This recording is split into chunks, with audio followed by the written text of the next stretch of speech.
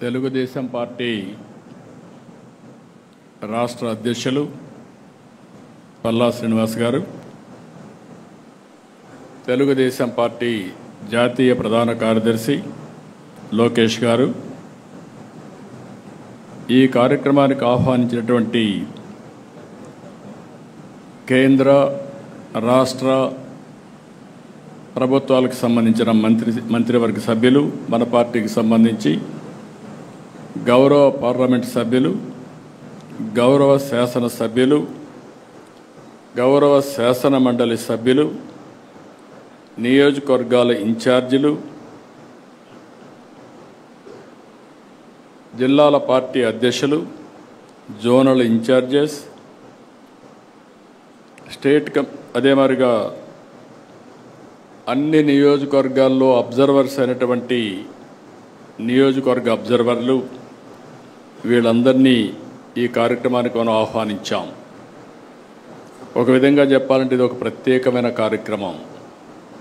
Focus approach తీసుకోవాలనే ఉద్దేశంతోనే ఎవరైతే పదవుల్లో ఉన్న వారిని ఆహ్వానించి ఈ కార్యక్రమాన్ని ఏ విధంగా లాస్ట్ మైలుకి తీసుకుపోవాలనో మీ అందరికీ చెప్పడమే కాకుండా దీన్ని అమలు చేయడం కూడా విత్ ప్రిసిషన్ అండ్ పర్ఫెక్షన్ చేయాలనే ఉద్దేశంతోనే ఈ కార్యక్రమానికి శ్రీకారం చుట్టాం. ఈరోజు మన ప్రభుత్వం వచ్చి సంవత్సరం అయింది. ఏడాది పాలన నిర్ణయాలు, కార్యక్రమాల్ని, పథకాలని, పనుల్ని, విజయాల్ని ప్రజల్లోకి తీసుకెళ్లేందుకు సుపరిపాలన తొలి అడుగు మొన్నే తలపెట్టాం. మొదటి సంవత్సరం సుపరిపాలన తొలి అడుగు అనే పేరుతో పెట్టి మళ్ళీ ప్రజల జీవన ప్రమాణాలు పెంచడానికి, పునరంకితం కావడానికి మొన్నే ఒక వినూత్నమైన కార్యక్రమానికి శ్రీకారం చుట్టాం. ప్రజాప్రతినిధులు, అధికార యంత్రాంగం ఇద్దరు కూడా దగ్గర 2000 మందితో ఒక కార్యక్రమానికి శ్రీకారం చుట్టి ఈ సంవత్సరం ఏం చేశాం, రాబోయే సంవత్సరం ఏం చేయాలి, 5 సంవత్సరాల్లో మనం ఏం చేయబోతున్నాం, 2047కి రాష్ట్రాన్ని ఏ విధంగా ముందుకు తీసుకుపోతామో ఒక నిర్దిష్టమైనటువంటి టార్గెట్స్తో ఆ కార్యక్రమంలో చర్చించాం. ఇందులో కూడా మీరు ఒక్కసారి చూస్తే ఇక్కడ ఉండే వాళ్ళందరం కూడా పాలసీ మేకర్స్. ఇటు శాసనసభలో చట్టాలు తేవాలన్నా, పార్లమెంట్లో చట్టాలు తేవాలన్నా ఇక్కడ మనకు ఒక ప్రత్యేకత ఉంది. ఇక్కడ అసెంబ్లీలో మనం ఒకసారి చూస్తే మనం ఒక ఎన్డీఏ గవర్నమెంట్లో ఉన్నాం, కూటమి ప్రభుత్వం ఉంది. ఈ కూటమి ప్రభుత్వంలో మెయిన్ పార్టీ తెలుగుదేశం పార్టీ, ఇంకొక పక్క జనసేన, అదే మరిగా బీజేపీ, ముగ్గురం కూడా ఉన్నాం. ఈ ముగ్గురు 3 పార్టీలు కలిసి ఎప్పటికప్పుడు సమన్వయంతో ముందుకు పోతున్నాం. మనం అందరం ఒక్క విషయం గుర్తుపెట్టుకోవాల్సిన అవసరం ఉంది. 5 సంవత్సరాలు ఈ రాష్ట్రంలో అనేక ఇబ్బందులు పడ్డాం. ప్రజలు కూడా అనేక ఇబ్బందులు పడ్డారు. అడుగడుగున అణచివేసే ధోరణితో ముందుకు పోతే మనం అందరం కలిసి ఆ రోజు నేను కానీ, పవన్ కళ్యాణ్ గారు కానీ, బీజేపీ కానీ అందరం కలిసి విధ్వంసం నుంచి మళ్ళీ వికాసం వైపు రాష్ట్రాన్ని పునర్నిర్మాణం చేస్తామని చాలా స్పష్టమైన హామీ ఇచ్చాం. దీన్ని నమ్మారు. నమ్మడమే కాదు, నేను రాజకీయాల్లో చూస్తే తెలుగుదేశం పార్టీ అనేక సందర్భాల్లో ఒక దిగ్విజయాల్ని సాధించాం. కానీ అవన్నీ కంపేర్ చేసుకుంటే 94% స్ట్రైక్ రేటుతో మొన్న ఎన్నికల్లో అఖండ విజయాన్ని సాధించి పెట్టారంటే అది మన మీద ఉండే నమ్మకం అని మరొక్కసారి మీ అందరికీ విజ్ఞప్తి చేస్తున్నా. ఆ నమ్మకాన్ని, ప్రజల్ని, ఆశల్ని, యాస్పిరేషన్స్ని కాపాడుకోవాల్సిన బాధ్యత మన పైన ఉంది. ఏ ప్రభుత్వం అయినా సరే చేసిన పనులు చెప్పుకోవాలి.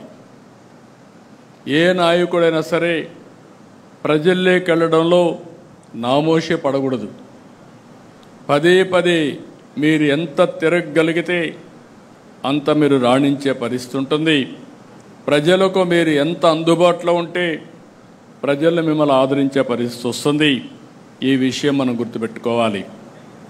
పని చేయడం ఒక ఎత్తు, ప్రజలకు అందుబాటులో ఉండడం ఇంకొక ఎత్తు. మనం చేసిన పనులు పదే పదే ప్రజలకు చెప్పడం కూడా ఇంకొక విధానం. అదే సమయంలో కొన్ని పనులు కాకపోతే ఎందుకు కాలేదో చెప్పడం కూడా మన బాధ్యత. ఇంకొక పక్క మీరు గుర్తుపెట్టుకోవాల్సింది, ఏదైతే ఈరోజు ప్రజా సమస్యల్ని పరిష్కారం చేస్తూ ప్రజల్లో ఒక తృప్తిని మనం చూడాల్సిన అవసరం ఉంది. ఇంకొక పక్క భవిష్యత్తు పైన ఒక భరోసా, ఒక నమ్మకాన్ని కల్పించవలసిన బాధ్యత మనందరిపైన ఉంది. ఇవి రెండూ రావాలంటే మనం చేసే పనుల మీద ఆధారపడుతుంది, నాయకుడి యొక్క విశ్వాసం పైన ఆధారపడుతుంది. ఈ విషయం కూడా మీరు గుర్తుపెట్టుకోవాలి. మొన్న ఎన్నికల్లో ఎన్ని విన్యాసాలు చేసినా, ఎన్ని దౌర్జన్యాలు చేసినా నిలబడుకున్నాం, పోరాడాం, సఫర్ అయ్యాం. కానీ ప్రజలు మేమున్నామని అండగా నిలబడి, మొన్న చూస్తే నేను నా చరిత్రలో చాలా ఎన్నికలు చూశాను, కానీ ఫస్ట్ టైం మొన్న ఎన్నికలు నేను చూస్తే ఎక్కడ కూడా వీలైనంత వరకు తప్పులు చేయకుండా స్ట్రాటజీలో ముందుకు పోయాం. అలయన్స్ దగ్గర నుంచి, అభ్యర్థుల ఎంపిక దగ్గర నుంచి నిర్మోహమాటంగా అందరికీ చెప్పవలసిన విషయాలు చెప్పాం. గెలిపే ధ్యేయంగా ఆలోచించాం. అందుకే మీరు ఒక్కసారి చూస్తే మొన్న ఎన్నికల్లో దగ్గర చాలామంది కొత్త వాళ్ళు, పార్లమెంట్ అయితే మెజారిటీ కొత్త వాళ్ళు, అసెంబ్లీ కూడా మెజారిటీ కొత్త వాళ్ళు, ఫస్ట్ టైం వచ్చిన వాళ్ళు చాలామంది వచ్చారు. రెండోది మీరు చూస్తే సోషల్ రీఇంజనీరింగ్ చేశాం. రాష్ట్రంలో మొట్టమొదటిసారిగా జనాభా దామాషా ప్రకారం అన్ని మతాలకి, అన్ని కులాలకి ప్రత్యేక అన్ని ప్రాంతాల్లో న్యాయం చేయాలనుకున్నాం, న్యాయం కూడా చేశాం. ఇవన్నిటి వల్ల ప్రజల్లో ఒక విశ్వాసం పెరిగింది. ఆ విశ్వాసం మొన్న ఎన్నికల్లో బ్రహ్మాండంగా వచ్చే పరిస్థితి వచ్చింది. ఓసారి గతాన్ని కూడా గుర్తుపెట్టుకోవాలి. తెలుగుదేశం పార్టీ ఎప్పుడు పనులు చేయక ఓడిపోలేదు. 2000 మన పార్టీ పెట్టినప్పటి నుంచి ఈ రాష్ట్రానికి సంక్షేమం అందించిన పార్టీ, సంక్షేమాన్ని ఏ విధంగా చేయాలనో చేసి చూపించిన పార్టీ తెలుగుదేశం పార్టీ. ఆ నాయకుడు నందమూరి తారక రామారావు గారనే విషయం మనం గుర్తుపెట్టుకోవాలి. ఒకప్పుడు పరిపాలన అంటే రెగ్యులేటర్ అనుకునే పరిస్థితి నుంచి పరిపాలనకు డెఫినేషన్ మార్చిన పార్టీ తెలుగుదేశం పార్టీ. ఇంకొక పక్క 95 నుంచి నేను ముఖ్యమంత్రి అయినప్పుడు మీరు చూస్తే ఫస్ట్ టైం అప్పుడే ఆర్థిక సంస్కరణలు పివి నరసింహారావు గారు తీసుకొచ్చారు. ఆర్థిక సంస్కరణలు అందిపుచ్చుకొని సెకండ్ జనరేషన్ రిఫార్మ్స్ అమలు చేశాం. మిడ్-90sలో 94-95 ప్రాంతంలో ఇంటర్నెట్ రెవల్యూషన్ వచ్చింది. దాన్ని ఫస్ట్ అడ్వాంటేజ్ తీసుకున్నది మనమే తీసుకున్నాం. ఇవన్నీ కలిసి వచ్చి ఈరోజు మన అభివృద్ధికి ఒక మారుపేరుగా, ఒక వ్యక్తిత్వానికి మారుపేరుగా మనం ముందుకు పోయే పరిస్థితికి వచ్చాం. అదే సమయంలో మీరు చూస్తే నేను పదే చెప్పాను 95 CBN అని. నిర్మోహమాటంగా చెప్పేవాడిని. తప్పులు చేసిన వాళ్ళకి క్లియర్గా చెప్పడం, అదే మరి ఏ అధికారి తప్పు చేసినా క్లియర్గా చెప్పడం. ఒకవేళ అధికారి చెప్తే కూడా మారకపోతే, ఎవరైనా మారకపోతే వాళ్ళపైన చర్య తీసుకోవడం నేను చేసిన పని. దానివల్ల బ్రహ్మాండమైన ఫలితాలు వచ్చాయి. 99 నుంచి పనులు చేశాం. అదే సమయంలో రాజకీయాలు మర్చిపోయాం, ప్రజలకు చెప్పలేకపోయాం. ఎప్పుడు కూడా మీరు గుర్తుపెట్టుకోవాల్సింది, చేసే పనిని ఎప్పటికప్పుడు ప్రజల దగ్గరికి తీసుకుపోవడం. ఏదైనా ప్రజల మనోభావాలకు భిన్నంగా ఉంటే ఎప్పటికప్పుడు కరెక్ట్ చేసుకుంటూ ముందుకు పోవాల్సిన అవసరం ఉంది. 2014-19 విభజన తర్వాత మీరు ఒక్కసారి చూస్తే ఆ రోజు చాలా అనుమానాలు కూడా ఉన్నాయి ప్రజల్లో. ఆ రోజు ప్రజలు ఆలోచించింది, ఆదాయం వచ్చే ప్రాంతాలు తెలంగాణకి వెళ్ళాయి, మనకు జీతాలు వస్తాయా, పింఛన్లు వస్తాయా, ఆదాయం ఎక్కడి నుంచి వస్తుందని చెప్పి బాధపడితే 5 సంవత్సరాలు ఎవ్వరికి ఇబ్బంది కలగకుండా అభివృద్ధిలో కానీ సంక్షేమంలో కానీ భారతదేశంలో నెంబర్ 1గా చేశాం. కానీ ఈ పరుగు పందెంలో మనం రాజకీయాలు మర్చిపోయాం. మనం చేసింది చెప్పలేకపోయాం. చాప కింద నీరుమారుగా మన మీద వ్యతిరేకత చెప్పి అబద్ధాలు చెప్పి వాళ్ళు గెలిచే పరిస్థితికి వచ్చారు. అందుకని నేను మిమ్మల్ని అందరినీ కోరేది, ఈరోజు ఒక ప్రత్యేకమైన కార్యక్రమం ఇచ్చాం. ఫస్ట్ ఇయర్ ఇక్కడుండే అందరం కూడా ఈ 1 మంత్లో పార్టీ యంత్రాంగం, ప్రజాప్రతినిధులు కలిసి ఎవ్రీ ఇంటికి వెళ్ళి ఎన్నికల ముందు ఏ హామీలు ఇచ్చాం, ఈరోజు ఏ హామీలు మనం నెరవేర్చామో చెప్పే బాధ్యత మనందరిపైన ఉంది.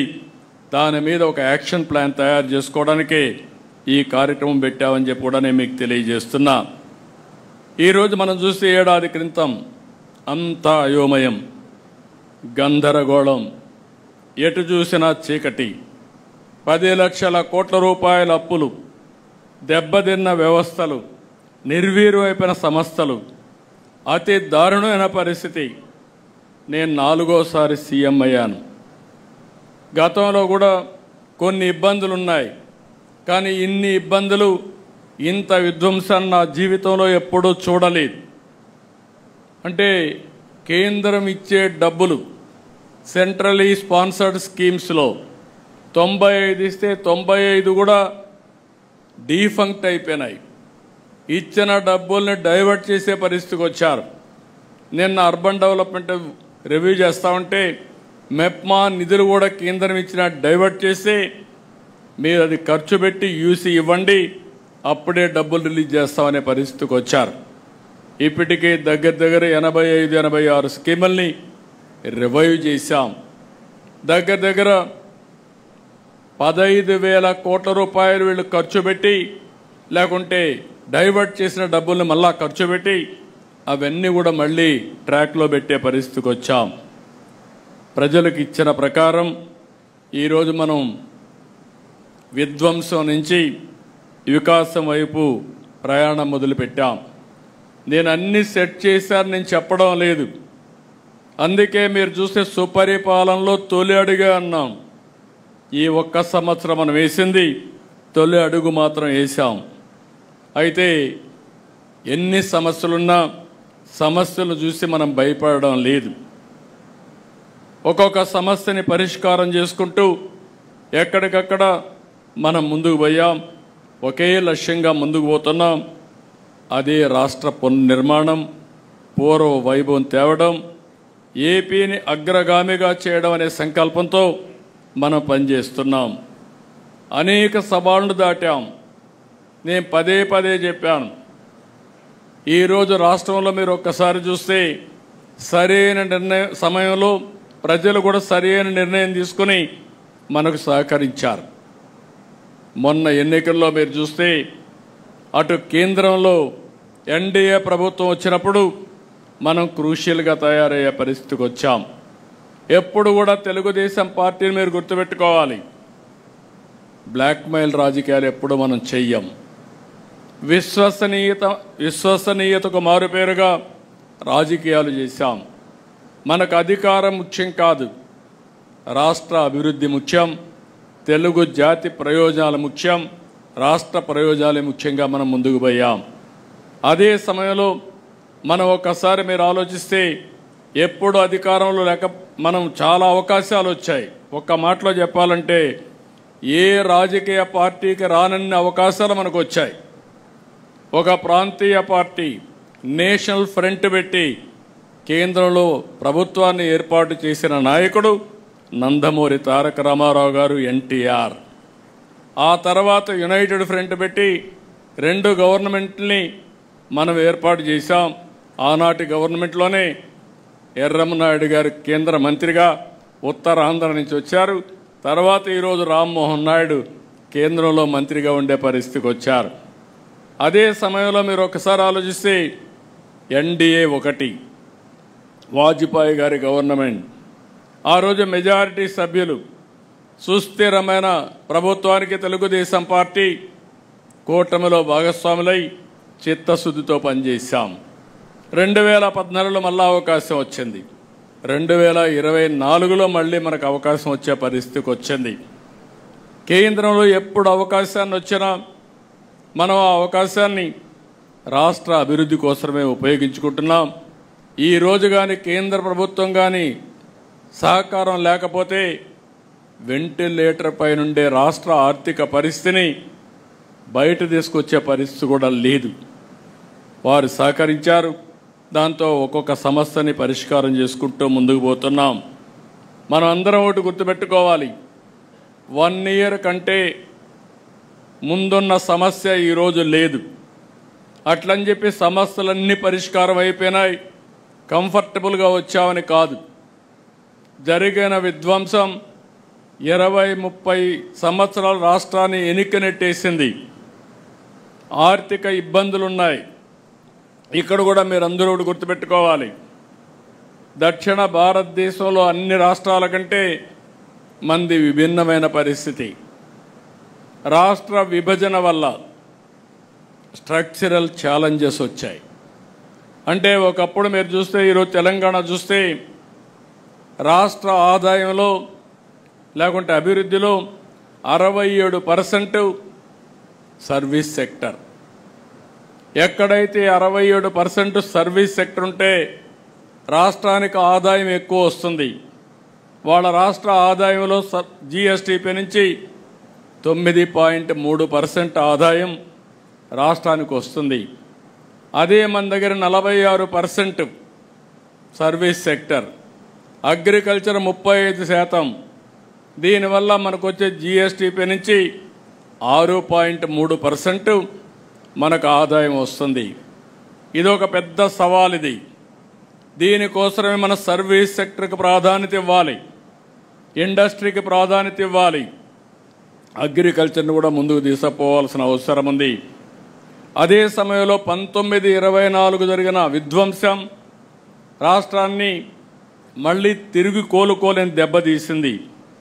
ఇవన్నీ కూడా రెండు కరెక్ట్ చేసుకుంటూనే మనం ముందుకు పోతున్నాం. చెప్పిన హామీలు అమలు చేయడం కోసం అడుగడుగు ముందుకేసాం. 64 లక్షల మందికి పింఛన్లు, 34 వేల కోట్ల రూపాయలు ఒక్క సంవత్సరంలో ఇచ్చాం. మనం ఇది చెప్పకపోతే ప్రజల్లో కూడా అర్థం కాకపోవచ్చు.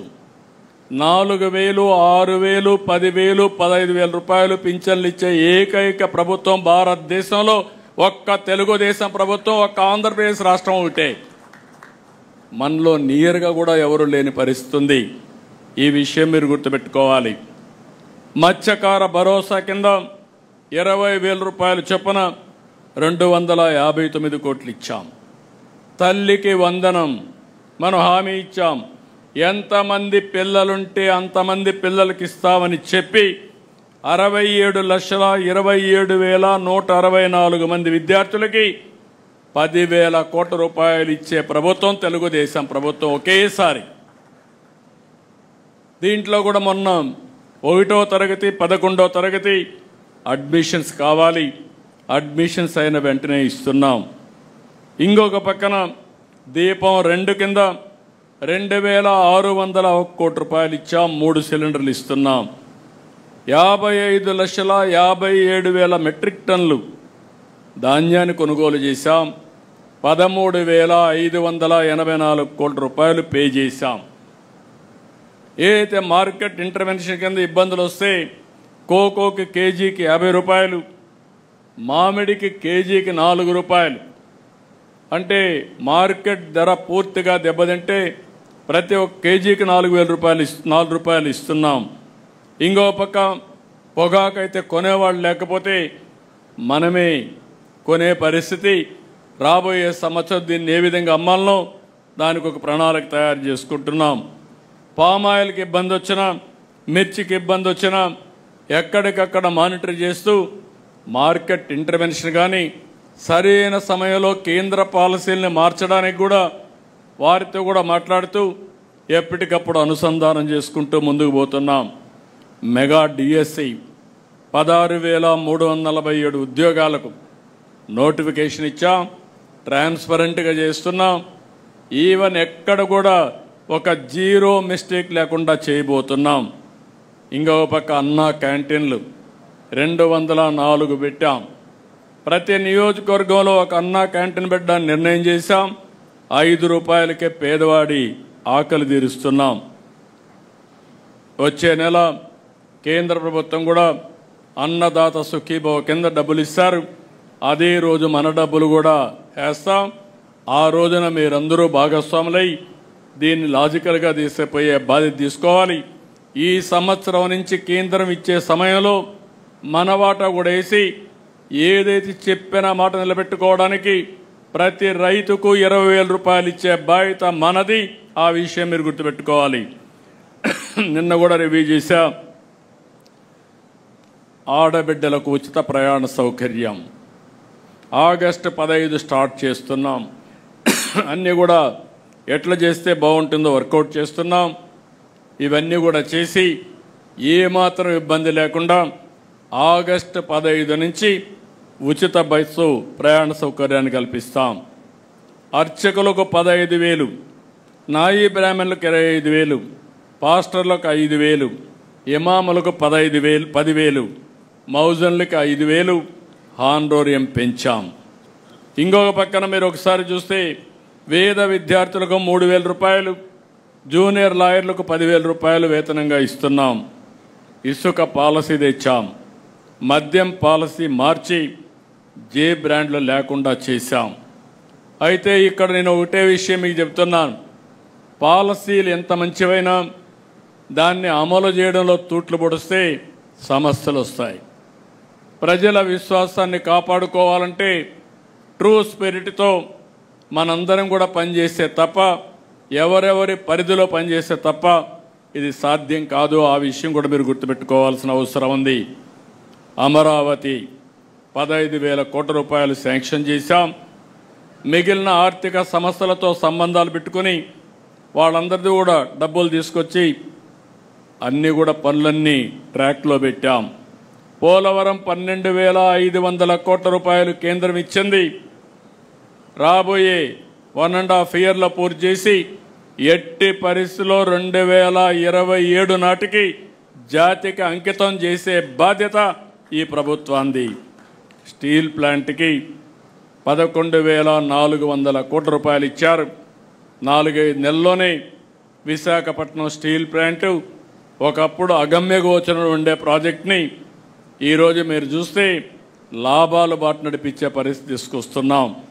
ఇంకో పక్క ఓర్వకల్లు కొప్పర్తి 5,000 కోట్ల రూపాయలు ఖర్చు పెట్టి అక్కడ ఇన్ఫ్రాస్ట్రక్చర్ పెట్టాం. నక్కపల్లి ఫార్మా ఇండస్ట్రీ కోసం ఇన్ఫ్రాస్ట్రక్చర్ ప్రాజెక్ట్ వచ్చింది. అదే మరి కృష్ణపట్నంలో క్రిస్ సిటీకి కూడా పనులు ప్రారంభమైన ముందుకు పోతున్నాయి. ఈ విషయంలో ఇంకొక విషయం మీరు గుర్తుపెట్టుకోవాలి. ఈరోజు వాట్సాప్ గవర్నెన్స్ వచ్చింది. ఐటీ మంత్రి గారు వాట్సాప్ గవర్నెన్స్ తీసుకొచ్చి ఇప్పటికే దగ్గర 500 సర్వీసెస్ ఆన్లైన్లో ఇస్తున్నాం. ఆగస్టు 15 నాటికి 703 సర్వీసులు ఆన్లైన్లో పెట్టి ఎవ్వరు కూడా ఆఫీస్కి వచ్చే పని లేకుండా పూర్తిగా సర్వీస్ అన్నీ ఆన్లైన్లో ఉంటాయి. దీనివల్ల కరప్షన్ చాలా వరకు కంట్రోల్ అవుతుంది. ప్రజలకు కూడా ఎలాంటి ఇబ్బందులు లేకుండా పరిపాలన ఇచ్చే అవకాశం ఉంటుంది. ఇక్కడ మీరు ఒక్కసారి గుర్తుపెట్టుకుంటే, ఎందుకంటే టెక్నాలజీ పెరిగింది.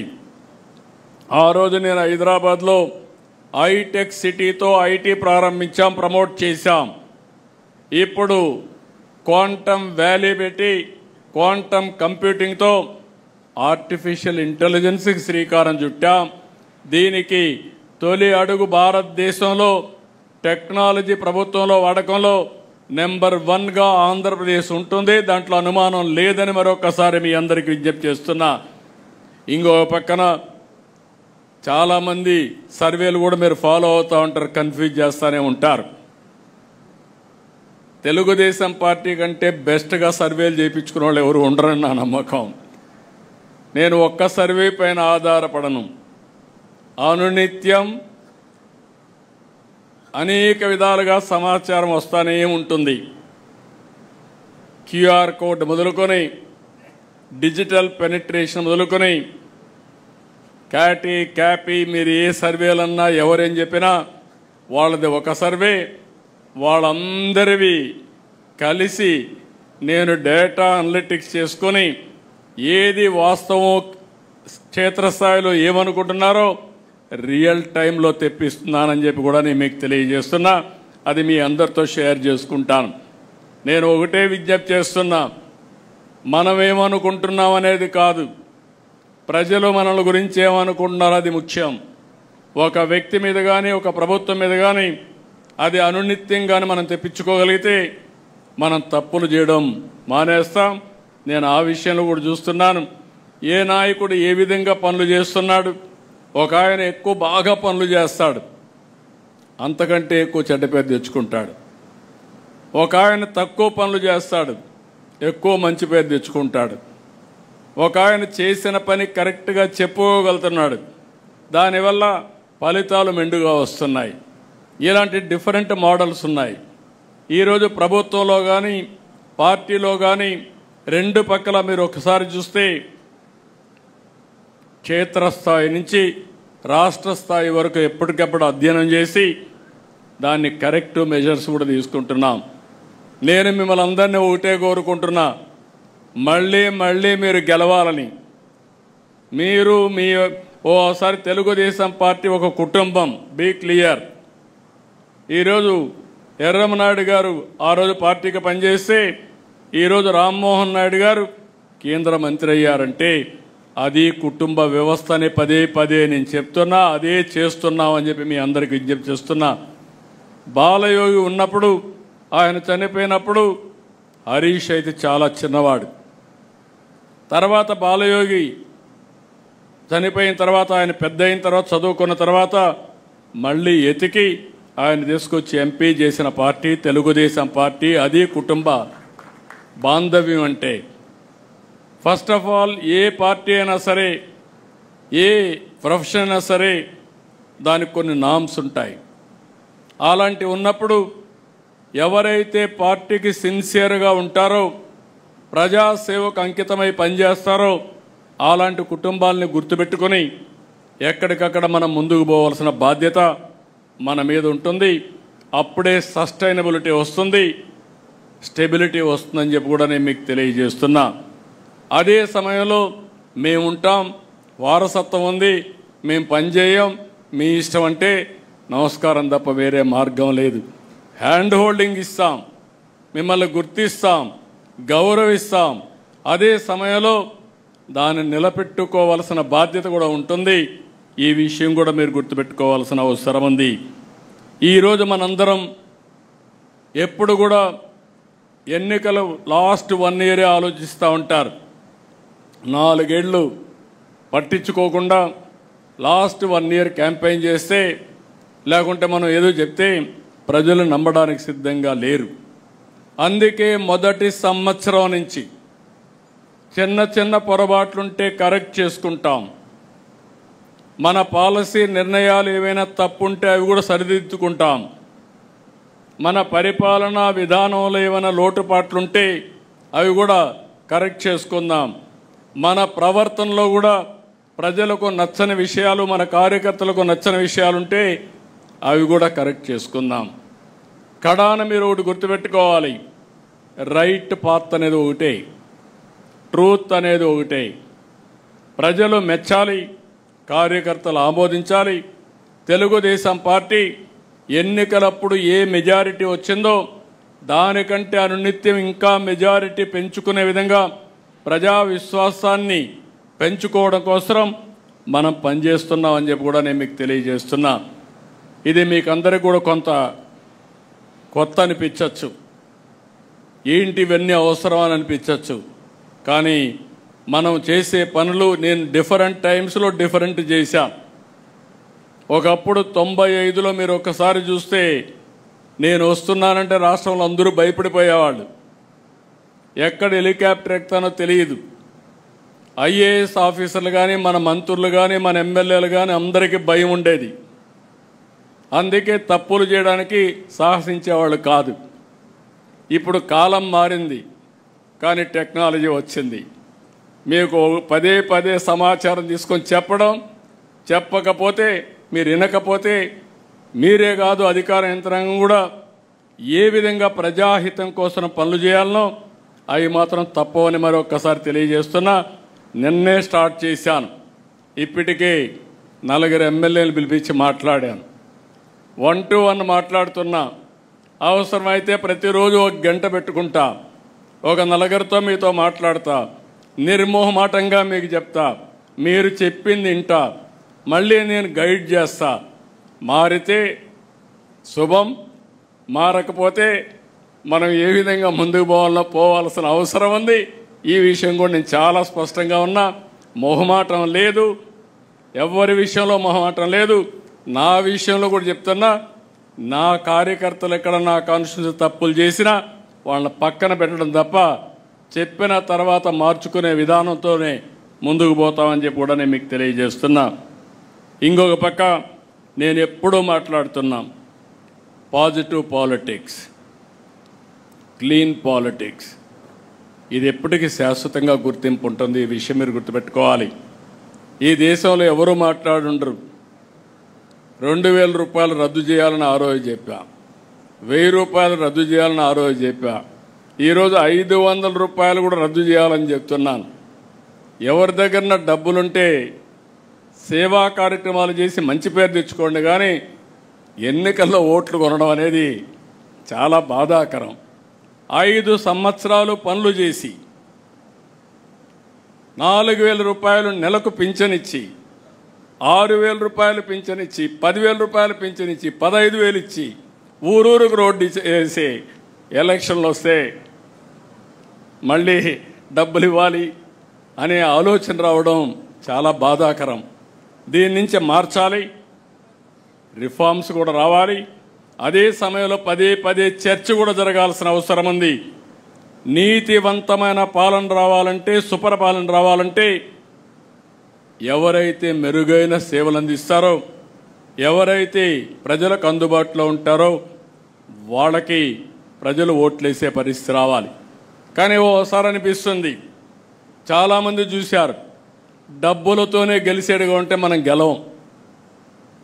మొన్న ఎన్నికల్లో కూడా అవతల వాళ్ళు మనకంటే ఎక్కువ ఖర్చు పెట్టినా 11 సీట్లే వచ్చాయి. అంటే అక్కడ డబ్బులు పనిచేయమని తేలిపోయింది. కానీ మనం మాత్రం ఆ సమయం వస్తే ఆత్రపడతా ఉంటాం, ఆరుద్దా ఉంటుంది. ఇలాంటి సమస్యలు ఉన్నాయి. దీన్ని కూడా ప్రజా చైతన్యంలో భాగంగా మనం మాట్లాడాల్సిన అవసరం ఉంది. అందుకని ఆదర్శవంతమైన రాజకీయాలు చేద్దాం, అభివృద్ధి రాజకీయాలు చేద్దాం.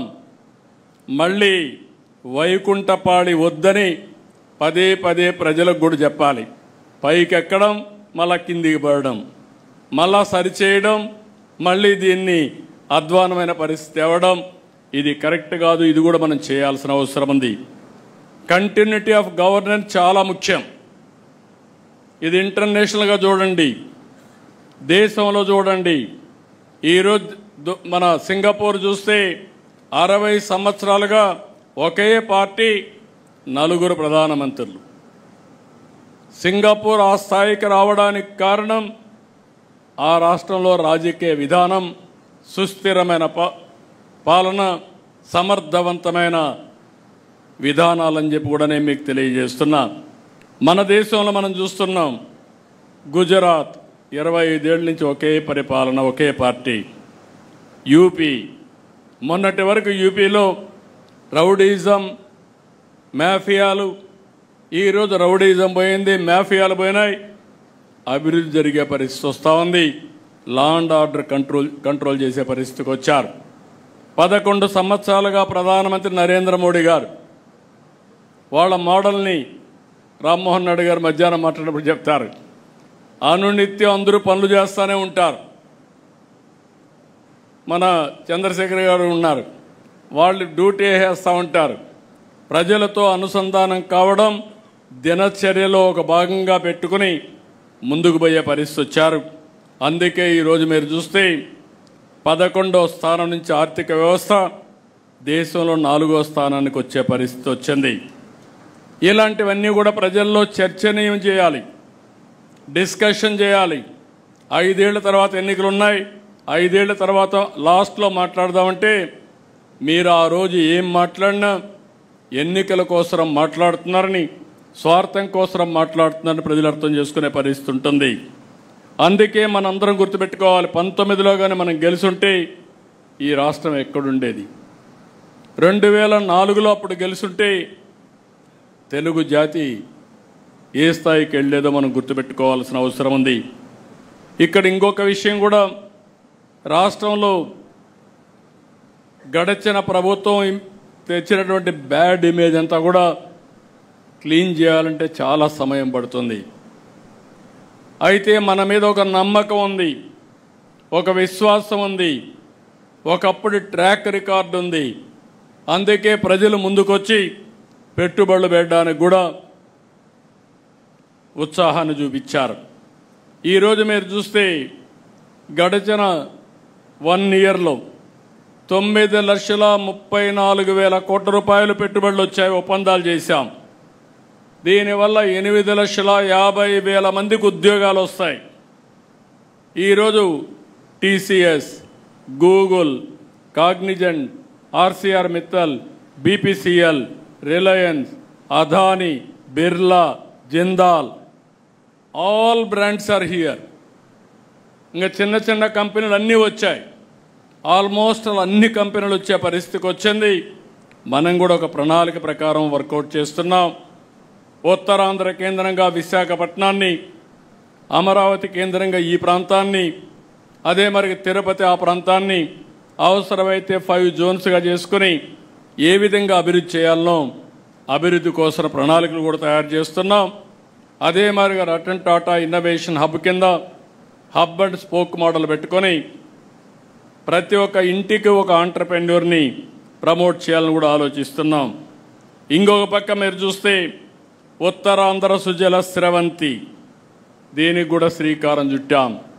ఈ సంవత్సరం అనకాపల్లి వరకు నీళ్లు వెళ్తాయి. రాబోయే సంవత్సరం విశాఖపట్నం నుంచి అవసరమైతే దీన్ని వంశధార వరకు కూడా కనెక్ట్ చేసే దానికోసం ఒక ఆలోచన పెట్టుకొని ముందుకు పోతున్నాం. ఇంకొక పక్క ఎప్పుడూ పెట్టని విధంగా రాయలసీమలో అందరి నీవా పైన ఒక్క సంవత్సరం 3,873 కోట్ల రూపాయలు ఖర్చు పెట్టి పనులు పూర్తి చేసిన పార్టీ తెలుగుదేశం పార్టీ అని చెప్పి కూడా నేను మీకు తెలియజేస్తున్నా. ఇది మనం చెప్పకపోతే, పదే చెప్పకపోతే ప్రజలకు అర్థం కాదు. ఈ విషయం కూడా మీరు గుర్తుపెట్టుకోవాలి. ఇంకో పక్క రాయలసీమలో aerospace, defence, automobile, electronics, food processing పరిశ్రమలు తీసుకొస్తున్నాం. ఓర్వకల్లో డ్రోన్ సిటీ, తిరుపతిలో లేపాక్షి, కడపలో జిందాల్తో steel plant, Kopparthi industrial park కూడా తీసుకొస్తున్నాం. విశాఖపట్నంలో పెద్ద ఎత్తున యు నేమ్ ఎనీథింగ్ అన్నీ కూడా వచ్చే పరిస్థితి వచ్చింది. గూగుల్ వస్తూ ఉంది, విమానాశ్రయం పూర్తి అవుతూ ఉంది, ఇంకో మెట్రో తీసుకొస్తున్నాం. ఇంకో పక్క 2 స్టీల్ ప్లాంట్లు. అంటే భారతదేశంలో ఒక జిల్లాలో ఇంత పెద్ద ఎత్తున స్టీల్ ప్రొడ్యూస్ చేసే రాష్ట్రం లేదు, జిల్లా లేదు. అలాంటి మిత్తల్ది కానీ ప్లస్ విశాఖపట్నం స్టీల్ ప్లాంట్ 2 వచ్చే పరిస్థితికి వచ్చింది. ఇంకొక పక్కన మీ అందరికీ పదే చెప్పాను, PM Surya Ghar, roof top solar, 20 లక్షల ఫ్యామిలీస్లో మనం దీన్ని తీసుకెళ్లాలనుకున్నాం. నిన్నే కుప్పంలో టెండర్ పిలిచారు, బాగానే కాస్ట్ ఎఫెక్టివ్గా వచ్చింది. దాన్ని రోల్ అవుట్ చేయమన్నా త్రూ అవుట్ ది స్టేట్ చేస్తున్నాం. మీ క్యాంపెయిన్లో ఇది కూడా మీరు తీసుకోవాలి. ఎవరైతే ఎస్సీ ఎస్టీలకి పూర్తిగా మనమే పెట్టి ఫ్రీ కరెంట్ ఇస్తాం, వాళ్ళకి కానీ సర్ప్లస్గా కానీ ప్రొడ్యూస్ చేస్తే అది గ్రిడ్కి ఇస్తే అదనంగా వాళ్లకు మానిటైజేషన్ వస్తుంది.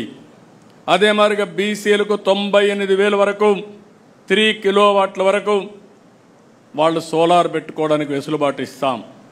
అదే సమయంలో ఓసీలకు కూడా 70,000 రూపాయలు మనం సబ్సిడీ ఇచ్చే విధంగా, దగ్గర 78,000 రూపాయలు సబ్సిడీ ఇచ్చే విధంగా ఎన్ని కిలోవాట్లు పెట్టుకున్నా ఇచ్చే ఏర్పాటు చేస్తాం. దీన్ని ప్రమోట్ చేయాలి, మన కార్యకర్తలకు కూడా చెప్పాలి. దీన్ని పెట్టుకోగలిగితే కరెంటు ఛార్జీలు కట్టే పరిస్థితి ఉండదు. అవసరమైతే అదనంగా ఉత్పత్తి అయితే ఈవీ వెహికల్స్కి ఛార్జింగ్ చేసుకునే అవకాశం కూడా వస్తుంది. కుసుమ్ కూడా పెట్టాం. ఎవరైనా ముందుకు రైతులు వస్తే కుసుమ్ కింద వాళ్లకు ఫ్రీగా పెట్టించి అదనపు కరెంటు అమ్ముకునే విధంగా, అదనపు కరెంటు వాళ్ళు వేరే విధంగా వాడుకోవడానికి కావాలంటే ఇంటికి వాడుకోవడానికి కూడా పెడతాం. ఇవన్నీ మనం చేసిన పనులు చెప్తూనే జరిగే రాజకీయాలు కూడా మీరు చెప్పాలి. నేడు రాజకీయాలు పూర్తిగా మారిపోయినాయి. ఈరోజు మీరు ఒకసారి చూస్తే ఎకనామిక్ టెర్రరిస్టులు వచ్చే పరిస్థితి వచ్చింది. పదే పదే మనం మాట్లాడుతున్నాం, టెర్రరిజం ప్రపంచానికే పెద్ద ప్రమాదం అని. అదే సమయంలో ఎకనామిక్ టెర్రరిజం కూడా దేశ ఆర్థిక వ్యవస్థకి, రాష్ట్ర ఆర్థిక వ్యవస్థకి అంతే ప్రమాదం. ఇంకో పక్క క్రిమినల్స్ రాజకీయ ముసుగులో తిరుగుతున్నారు. నేను పదే పదే చెప్పాను, ఈ విషయం కూడా మీరు అధ్యయనం చేసుకోవాల్సిన అవసరం ఉంది. తీవ్రవాద సమస్య,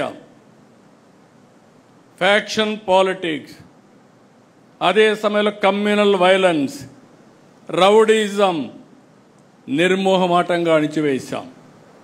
అక్కడ రాజీ లేదు, అడ్డంకులు లేవు. కానీ ఇక్కడ వచ్చింది అలాంటి రౌడీలే రాజకీయ ముసుగేసినప్పుడు ఆ ముసుగులో కానీ మనం ఏమారి ఏమాత్రం కూడా అప్రమత్తంగా ఉండకపోతే చాలా ప్రమాదం వస్తుంది. అదే జరిగింది. 2019 ఎన్నికల ముందు వివేకానంద రెడ్డి హత్య ఒక ఉదాహరణ. ఆ రోజు నేనే ముఖ్యమంత్రి, ఇప్పుడే నాయకులందరూ ఉన్నారు. ఎన్నికల్లో చాలా బిజీగా ఉన్నాం సీట్లు పంపిణీలో. తెల్లవారితో నిద్రలేస్తే వార్త సాక్షి పేపర్లో గుండెపోటుతో చనిపోయాడు. నేను కూడా నమ్మాను.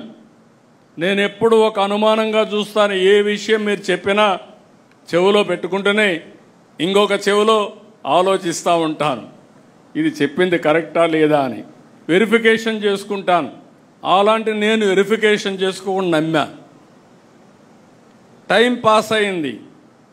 డెవలప్మెంట్స్ ఎప్పుడూ మీకోసరం నా కోసం ఆగవు. ఈ విషయం కూడా మీరు గుర్తుపెట్టుకోవాలి. ఇది ఒక కేస్ స్టడీ మీ మనసుల్లో ఉండాలి.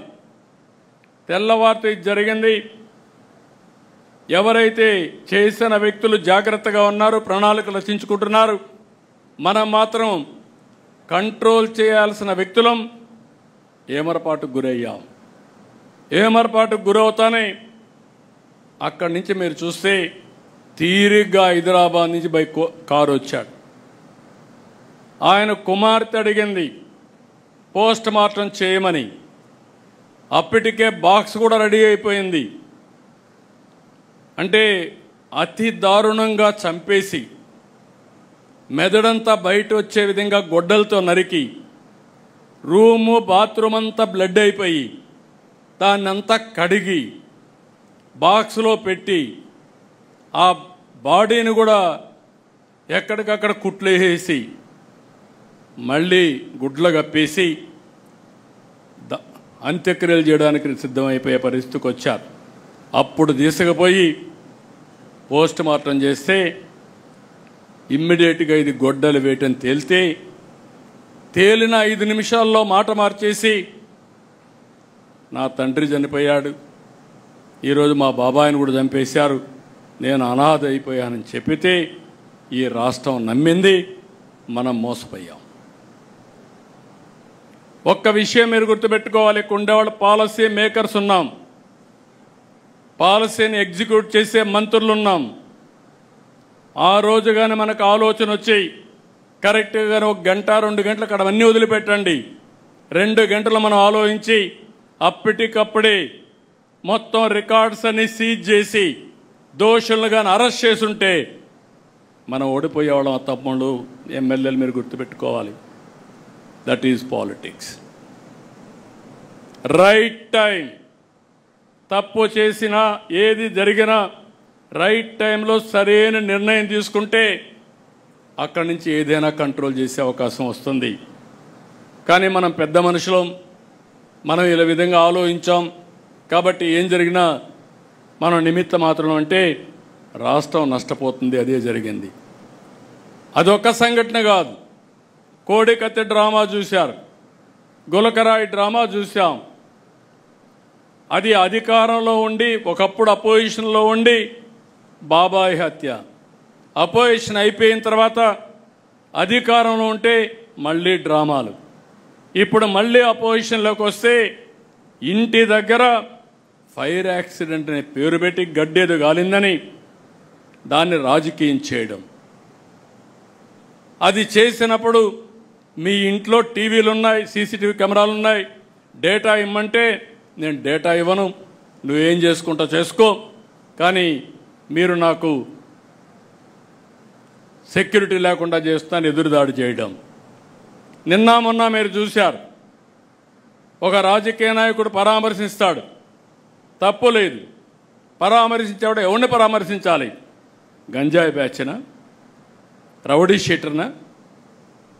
అంటే మీ పార్టీలో ఉండే రౌడీ షీటర్లు గంజాయి బ్యాచ్ని మీరు ప్రోత్సహిస్తే మేము యాక్షన్ తీసుకుంటే అది తప్పు. యాక్షన్ తీసుకోకపోతే మీ అందరికీ లైసెన్సు.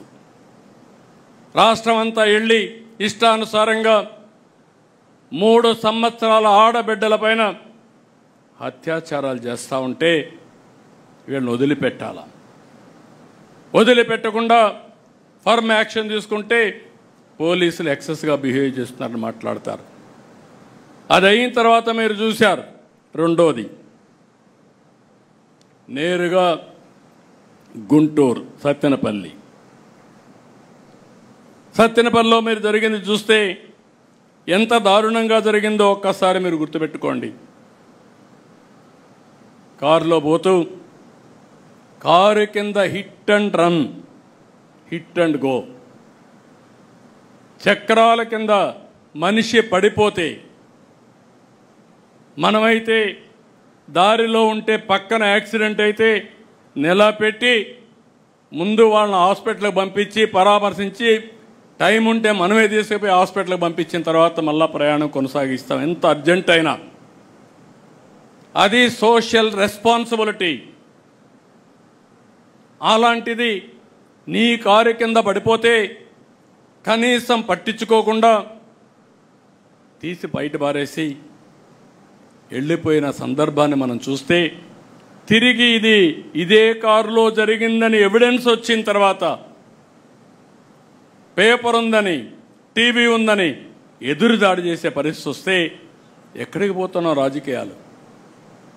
అంటే ఎలాంటి కరుడు గట్టినటువంటి వ్యక్తి ఎలాంటి నేర రాజకీయాలు చేస్తూ సమాజాన్ని అతలాకుతలం చేస్తూ ఉంటే తిరిగి ఆడబిడ్డలపైన హత్యలు జరుగుతున్నాయి, రోడ్డు యాక్సిడెంట్లు జరుగుతున్నాయి, లేకుంటే రౌడీజం జరుగుతూ ఉంది, దొంగతనాలు జరుగుతున్నాయంటే దానికి మనం జవాబుదారీతనంగా ఉండాలి. అందుకే నేను చెప్పాను, టెక్నాలజీ కూడా ఉపయోగిస్తున్నాం. ఎవ్రీవేర్ టెక్నాలజీ కూడా ఉపయోగించి ఎవరైనా సరే తప్పులు చేస్తే వాళ్ళని సాక్ష్యాధారాలతో పెట్టి ప్రజల్లో చైతన్యం తీసుకొచ్చి వీళ్ళ అరాచకాలకు అడ్డుకట్టేసే విధంగా ఈరోజు కార్యక్రమాలు చేస్తున్నాను. నాకు కావాల్సింది ఒకటే గుర్తుపెట్టుకోండి, public safety is most important. ఎవడైనా సరే తప్పు చేస్తే అలాంటి వారిని కఠినంగా శిక్షించి లా అండ్ ఆర్డర్ కాపాడడం తెలుగుదేశం పార్టీ బాధ్యత, ఎన్డీఏ బాధ్యత. ఆ విషయం వీళ్ళు గుర్తుపెట్టుకోవాల్సిందిగా మరొక్కసారి కోరుతున్నా. ప్రజలకు కూడా ఈ విషయాలు తెలియాల్సిన అవసరం ఉంది. కులం పేరుతో రెచ్చగొడతారు, మతం పేరుతో రెచ్చగొడతారు. ఒక పాస్టర్ హైదరాబాద్ నుంచి బయలుదేరి వచ్చి తాగుతూ వచ్చి కడాన యాక్సిడెంట్ చనిపోతే ప్రభుత్వం చంపేసిందని పెడతారు, పోలీసులు చంపేశారని పెడతారు. నేను సమాచారం ఇమ్మంటాను, సాక్ష్యాలు ఇమ్మంటాం, సమాధానం చెప్పరు. వెనకుండే రాజకీయాలు చేస్తారు. ఇలాంటి నీతి మాలిన రాజకీయాలు చేస్తే రాజకీయ ముసుగు తీసి నేరస్తులను నేరస్తులుగానే ట్రీట్ చేస్తామని మరొకసారి మీ అందరికీ విజ్ఞప్తి చేస్తున్నా. ఇక్కడ మీకు కూడా గుర్తుపెట్టుకోవాల్సింది, ఎప్పుడు కూడా అబద్ధం అనేది చాలా పవర్ఫుల్. ఇది నిజం గడప దాటేసరికి అబద్ధం ఊరంతా చుట్టొస్తుంది. ఆ అబద్ధం మీకే అనుమానం వచ్చేస్తుంది, నేను నిజం చెప్తున్నానా లేకపోతే నేను కూడా మోసపోయానా అని అనుమానం కలిగే పరిస్థితి వస్తుంది. అందుకే ప్రతి ఒక్కరు కూడా అప్రమత్తంగా ఉండడమే కాకుండా మీకు ఎన్ని పనులున్నా వాస్తవాన్ని ప్రజలకు చెప్పడంలో, పదే పదే చెప్పడంలో మీరు చొరవ తీసుకోవాల్సిందిగా నేను మిమ్మల్ని కోరుతున్నా. ఎందుకంటే మీరు అందరం గుర్తుపెట్టుకోవాలి, ఈ దేశ రాజకీయాల్లో ఇది కొత్త అలవాటు, పోకడ. ఏ రాజకీయ పార్టీ పేపర్ పెట్టుకోలేదు, ఏ రాజకీయ పార్టీ టీవీ పెట్టుకోలేదు, ఏ రాజకీయ పార్టీ ఇంత బరిదిగించి డబ్బులు సంపాదించి ఆ డబ్బులతో మళ్ళా మేనేజ్మెంట్కి పోయే పరిస్థితుల్లో లేరు. ఇలాంటివి వచ్చినప్పుడు అయితే ఇవి సర్వైవ్ అవుతాయని అనుకోను. ఆ పేపరే కాపాడితే, ఆ టీవీయే కాపాడితే 11 సీట్లు వచ్చేటివి కాదు. కానీ ప్రజల్లో కన్ఫ్యూజన్ చేయడానికి, లేకుంటే ప్రజల్ని మభ్యపెట్టడానికి పనికొస్తాయి. దీన్ని కూడా మనం అప్రమత్తంగా ఉండి ఏం చేయాలో చేయాల్సిన అవసరం ఉంది. ఇప్పుడు సోషల్ మీడియా కూడా వచ్చింది, ఇది మరీ ప్రమాదంగా ఉంటుంది. వ్యక్తుల యొక్క క్యారెక్టర్ని అసాసినేషన్ చేసే విధంగా, ఆడబిడ్డల యొక్క అన్ని విధాల అవమానం చేసే విధంగా కూడా సోషల్ మీడియా వచ్చే పరిస్థితి వస్తుంది. గౌరవంగా బతకాలంటే గౌరవంగా బతికే వాళ్ళని కూడా ఇబ్బంది పెట్టే విధంగా వస్తుంది. ఇది కూడా మనం గుర్తుపెట్టుకొని, ఓసారి వాళ్ళు తిట్టే విషయాలు చూస్తూ ఉంటే సోషల్ మీడియాలో నాకే 2 నిమిషాలు మనసు అతలాకుతలం అయిపోతుంది, ఏంట్రా అని. అలాంటివి వస్తాయి. అయితే ఇది యథార్థం అని గుర్తుపెట్టుకొని దీన్ని ఏ విధంగా హ్యాండిల్ చేయాలనో ప్రివెంటివ్ కానీ అదే మరి ఫర్మ్ యాక్షన్ కూడా మనం చేయాల్సిన అవసరం ఉందని చెప్పి కూడా నేను మీకు తెలియజేస్తున్నా. ఈ రోజుల్లో నెల రోజులు నేను బ్రాడ్గా మీకు ఇండికేషన్ ఇచ్చాను. 1 మంత్ నా దగ్గర నుంచి లాస్ట్ మైల్లో ఉండే కేఎస్ఎస్ వరకు అందరం కూడా పేరుకు మన వాళ్ళు ఉన్నారనేది కాదు. ఈ 1 మంత్ ఎవ్రీ గడప మనం తొక్కాల్సిన అవసరం ఉంది. ప్రతి ఒక్క వ్యక్తిని మనం కలవాల్సిన అవసరం ఉంది. ఈ కష్టకాలంలో ఎన్ని ఇబ్బందులున్నా ఆర్థిక వ్యవస్థని మళ్ళీ గట్టెక్కించడానికి ఏమేం చేసాం చెప్పాల్సిన అవసరం ఉంది. ఇన్ని కష్టాల్లో ఇచ్చిన మాట నిలబెట్టుకోవడానికి అనునిత్యం ఏ విధంగా పనిచేస్తున్నామో చెప్పాల్సిన అవసరం ఉంది. మీకు ఒక విషయం చెప్పి నేను ముగిస్తాను. ఇటీవల మనం మాట ఇచ్చాం, కేంద్ర సహకారం తీసుకుంటున్నాం, మన ఆర్థిక వనరులన్నీ కూడా సమీకరించుకుంటున్నాం. ఎప్పుడూ లేని విధంగా నేను మళ్ళీ కమర్షియల్ ట్యాక్స్ అయితే, జిఎస్టీ అయితే జిల్లా అధికార యంత్రాంగంతో కూడా మాట్లాడుతున్నాను. వాళ్ళకు కూడా అకౌంటబిలిటీ ఫిక్స్ చేస్తున్నాను. వనరుల సమీకరణ కోసం ముందుకు పోతున్నాం.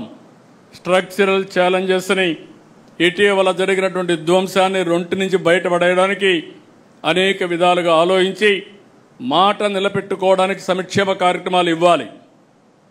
నేను పదే పదే చెప్పాను, అభివృద్ధి సంక్షేమం 2 ప్యారలల్గా తీసుకెళ్తాం.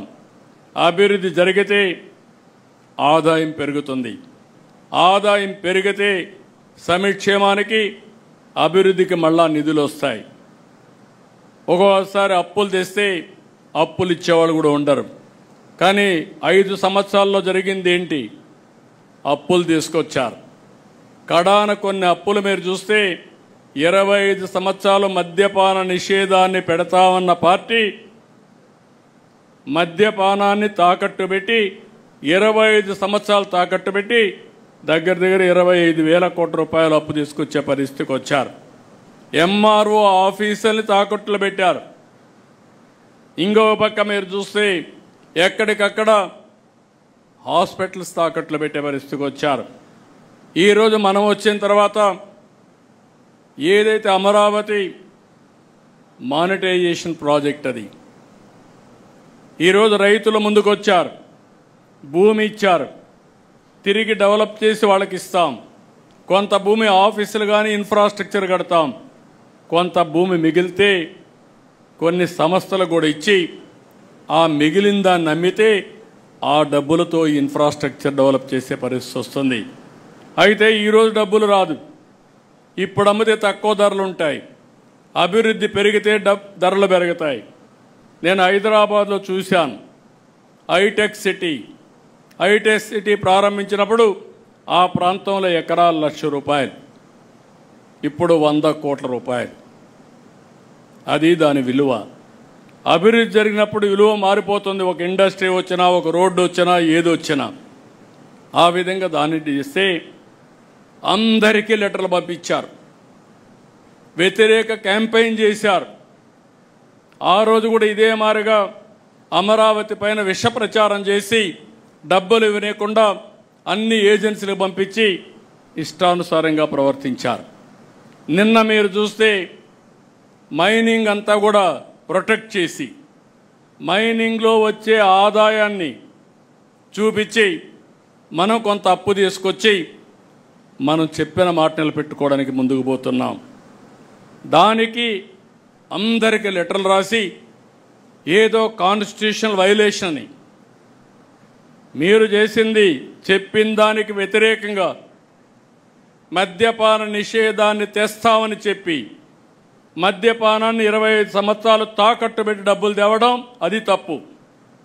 నేను ఈరోజు short term, medium term, long term balance చేసుకుని అభివృద్ధిని పట్టాలెక్కించి ఆదాయాన్ని పెంచుకుంటూ తాత్కాలికంగా చెప్పిన మాట నిలబెట్టుకోవడానికి అదనంగా కొంత డబ్బులు తీసుకునే పరిస్థితి తీసుకొస్తున్నాం.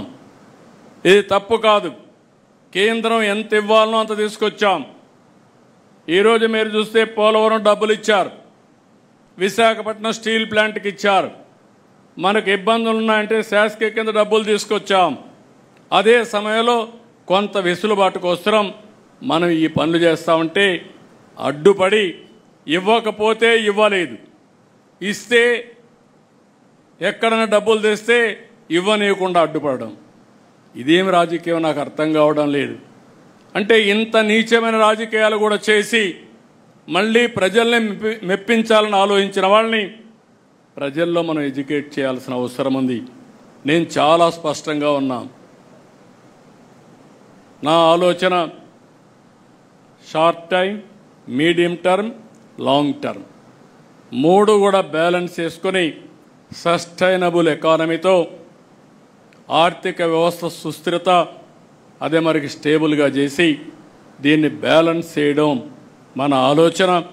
ఈ విషయాన్ని కూడా మీరు అర్థం చేసుకొని ప్రజల్లోకి తీసుకుపోవాల్సిందిగా నేను మిమ్మల్ని అందరినీ కోరుతున్నా. ఈ కార్యక్రమంలో కావాల్సిన లిటరేచర్ తయారు చేశాం, పార్టీ మొడాలిటీస్ కూడా తయారు చేశాం. మన వాళ్ళు అవన్నీ ఎక్స్ప్లెయిన్ చేస్తారు. అల్టిమేట్గా నేను ఒకటే చెప్తున్నా, ఎక్కువ మంది యంగ్స్టర్స్ ఉన్నారు, ఎక్కువ మంది ఫస్ట్ టైం ఎమ్మెల్యేలుగా ఎంపీలుగా అయిన వాళ్ళు ఉన్నారు. మీలో ఆలోచన విధానం ఇన్నోవేటివ్గా ఉండాలి. లేదంటే మీరు అర్థం చేసుకునే సమయానికి మీ 5 ఏళ్ళు అయిపోతే మళ్ళా మనం ఎక్స్ఎమ్మెల్యేలుగా ఉండాల్సి వస్తుంది. అది రాకుండా ఉండాలంటే ఎప్పటికప్పుడు కోపప్ చేసుకొని కరెక్టివ్ మెజర్స్ తీసుకొని మీరు ముందుకు పోవాల్సిన అవసరం ఉంది. యాస్పిరేషన్స్ ఉన్నాయి, కార్యకర్తల్లో యాస్పిరేషన్స్ ఉన్నాయి, పబ్లిక్లో యాస్పిరేషన్స్ ఉన్నాయి. అదే సమయంలో ఈ 2 యాస్పిరేషన్స్ని ఫుల్ఫిల్ చేయాలంటే మళ్ళీ బ్యాలెన్సింగ్ ఉండాలి. ఎక్కడన్నా తప్పులు జరిగితే మళ్ళీ ఇబ్బందులు వచ్చే అవకాశం ఉంటుంది. ఈ విషయం కూడా మీరు గుర్తుపెట్టుకోవాలి. అందుకే ఈ మీటింగ్ తర్వాత మనకు ఒక ఐడియా వస్తుంది. మీరు 1 మంత్ నేను ప్రచారం చేస్తాం. నేను అయిన తర్వాత కూడా మళ్ళీ ఎప్పటికప్పుడు అనలైజ్ చేస్తా. గ్రాఫ్ పెరుగుతూ ఉందా, గ్రాఫ్ తగ్గుతుందా, కాన్స్టిట్యున్సీ కానీ వ్యక్తి కానీ రాష్ట్రం కానీ అన్నీ కూడా ఎక్కడికక్కడ దీన్ని అధ్యయనం చేసుకుంటూ మనం ముందుకు పోదాం. నేను ఎన్నికల ముందు ఒకే మాట మీకు చెప్పా, నన్ను డీటెయిల్స్ అడగద్దండి, సరైన నిర్ణయం తీసుకుంటాను ఆ రోజు చెప్పా. ఆ రోజు నన్ను నమ్మారు, ఎవరు క్వశ్చన్ చేయలేదు. అందుకే ఎప్పుడూ రానంత విజయం 94% స్ట్రైక్ రేట్ వచ్చిందంటే ఆ రోజు తీసుకున్న నిర్ణయాలే కారణం. ఇప్పుడు కూడా నా ప్రణాళిక 2029. ఆ విషయం మీరు గుర్తుపెట్టుకోండి. 1 ఇయర్ అయింది. నేను అందుకే పాంప్లెట్ వేసినప్పుడు కూడా పెట్టాను, సుపరిపాలనలో తెలుగు తొలి అడుగు 4.1 అంటే 4వసారి ముఖ్యమంత్రి మొదటి సంవత్సరం. ఇప్పుడు 2వ సంవత్సరం మీటర్ స్టార్ట్ అయింది, అప్పుడే 1 మంత్ అయిపోయింది. I'm calculating month, day, hour and year. So every నిమిషం ఆలోచించుకొని మనం చేయవలసిన పనులు గుర్తుపెట్టుకొని అవి చేస్తూనే అవి సమర్థవంతంగా ప్రజల్లోకి తీసుకుపోవడానికి మనందరం కూడా చేయాల్సిన అవసరం ఉంది. కార్యకర్తల్లో ఉత్తేజాన్ని తేవాలి, అది కూడా మళ్ళీ నేను మాట్లాడినప్పుడు చెప్తాను. అదే సమయంలో ప్రజలకు అందుబాటులో ఉండాలి. 2 కూడా బ్యాలెన్స్ చేసుకొని ముందుకు పోవాల్సి కోరుకుంటూ ఈ కార్యక్రమానికి వచ్చిన మిమ్మల్ని మళ్ళీ ఒకసారి చెప్తున్నా, ఆషామాషిగా తీసుకోవద్దండి, సీరియస్గా తీసుకోండి. అయితే ఇది నాట్ మరీ ఇది కూడా కాదు, నేను అందుకే పదే చెప్తున్నా ఈ మధ్య, హార్డ్ వర్క్ కాదు కావాల్సింది, స్మార్ట్ వర్క్. పార్టీలు కూడా కావాల్సిన స్మార్ట్ వర్క్ కావాలి. ఆ టెక్నిక్స్, ఆ స్కిల్స్ మీకు వస్తే చాలా ఈజీగా ఉంటుంది, సులభంగా ఉంటుంది. రెండోది ఎంజాయ్ చేసే అవకాశం కూడా వస్తుంది. ఎప్పుడు కూడా ఫెటిక్ వస్తుందంటే కారణం ఇష్టం లేకుండా పనిచేస్తే. ఇష్టం లేకుండా పనిచేస్తే కష్టం అనిపిస్తుంది, ఇష్టంగా పనిచేస్తే ఆనందాన్ని, ఎనర్జీని పెంచుతుంది. ఈ విషయం కూడా మీరు గుర్తుపెట్టుకోవాల్సిందిగా మరొక్కసారి కోరుకుంటూ, ఆ దిశగా సుపరిపాలనలో తొలి అడుగు గ్రాండ్ సక్సెస్ అయ్యేట్టుగా 30 days. ఇంకొక పని లేదు, no exemption, no permissions, no టానా, నో ఆట. మీరు అవన్నీ పెట్టుకుంటే మాత్రం ఈడ లేనిపోని ప్రాబ్లమ్స్ వస్తాయి. టాటా చెప్పేస్తారు.